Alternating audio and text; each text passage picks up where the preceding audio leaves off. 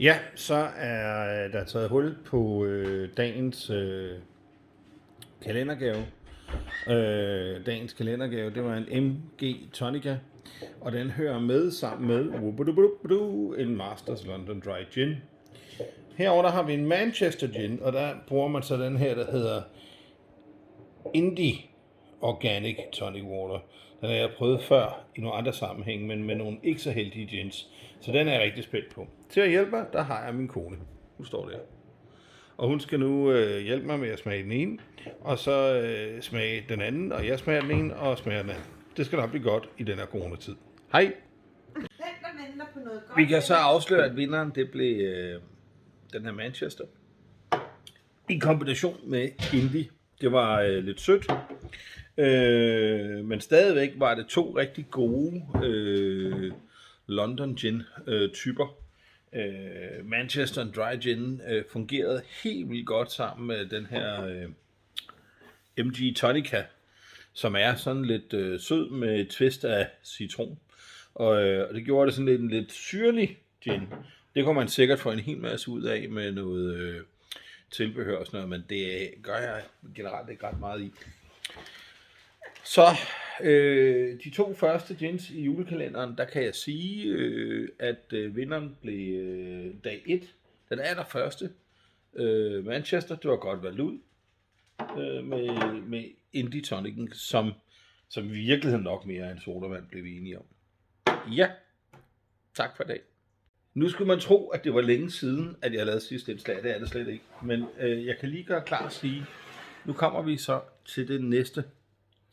Det er en julegin fra Trankebar. Og det er jeg meget spændt på. Jeg er generelt ikke skide god til julegins. Og altså, jeg har det svært at jeg er et pjok. Men jeg er ikke god til citrusfrugter med små ting, man stikker i. Jeg er ikke god til stjerneanis. Jeg er ikke kanel og sådan noget.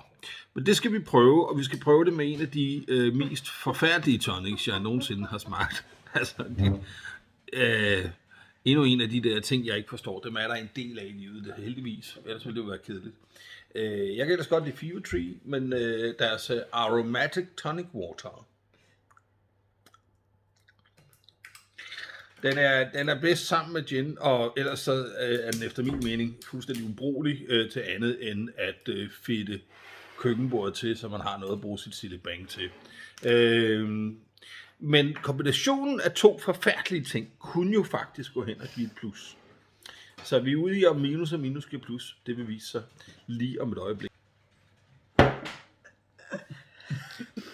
dufter sgu lidt af lakrids. Og for nu en vide, der kan jeg sige, at lakridsgin, det er bare ikke ret meget mig. Eller os. Eller, altså. Ej, pibers. Hold op, hvor det synd. Det er sgu nærmest herværk. Så er vi tilbage på smagningskanalen. Der ligger en pose flæskesvær ved siden af. Jeg kan sige, vi plejer faktisk at smage med flæskesvær eller med næknæk-nødder. Og det er jo helt galt. Det vil enhver gin elsker at sige. Det er helt galt. Man kan ikke, så kan man jo ikke smage det. Men det kan man godt. Ja, det er heller ikke til os. Det er for at holde hunden i ro, mens vi drikker. Ja. Godt.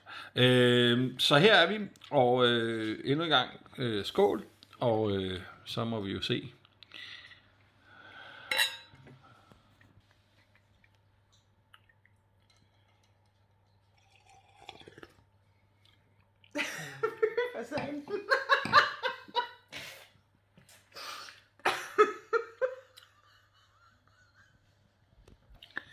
Nogle gange, ikke, så bruger man penge på en gin, som, hvor man bagefter tænker, det er fandme godt, vi får gæster tit. Nå nej, der er jo corona.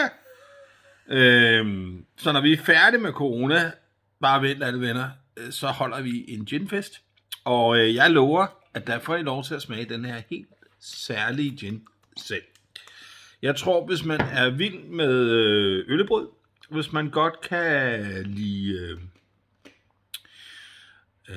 dadler, hvis man er til farvet konfekt, så vil man helt sikkert også synes, at ideen om en gin tonic, der smager af alt andet end gin og tonic, med rigtig meget lakrids og stjerneanis og hengemt gløk, så vil man absolut. I den her. Altså, jeg tror, I får ideen. Så vil man elske den her. Jeg tror bare, du skal fylde munden med flæskesvær, så kører den igennem. Jeg tror sgu bare, vi stopper her. Kan I hygge jer? Heldigvis så er der god råd. Hvis man nu har investeret de 300 kroner, den her koster på tilbud rundt omkring i danske supermarkeder, siger min kone, så er det sådan, at man kunne jo prøve et lille trick. I stedet for tonicen, vi brugte, kunne man jo prøve noget andet. Og i den smagning, vi havde tidligere, der var vi inde i den her, der hed MG Tonica. Så prøvede vi den. Og pludselig, så bliver det et lidt andet resultat. Her, i det her, der har vi de sørgelige rester. Men vi prøver lige en gang.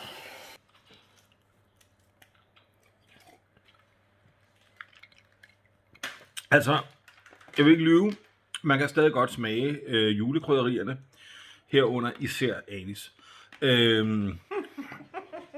Til gengæld er der ikke lige så meget kanel og alt muligt andet bismag. Det er ligesom om, at den lidt syrlige tonic gør noget godt for ginen. Så den kan vi anbefale. Vi kan sige, hvis man har en anden tonic end Fever Trees Aromatic Tonic Water, så kunne den måske gå hen og blive julehit, som lige giver en følelse af, hvor det jul, hvis man er løbet tør for gløgg eller likør. Ja, bare sidst på måneden ikke har råd til at købe en ny flaske. Ja, sidst på måneden ikke har råd til at købe en ny flaske. Tak for i dag.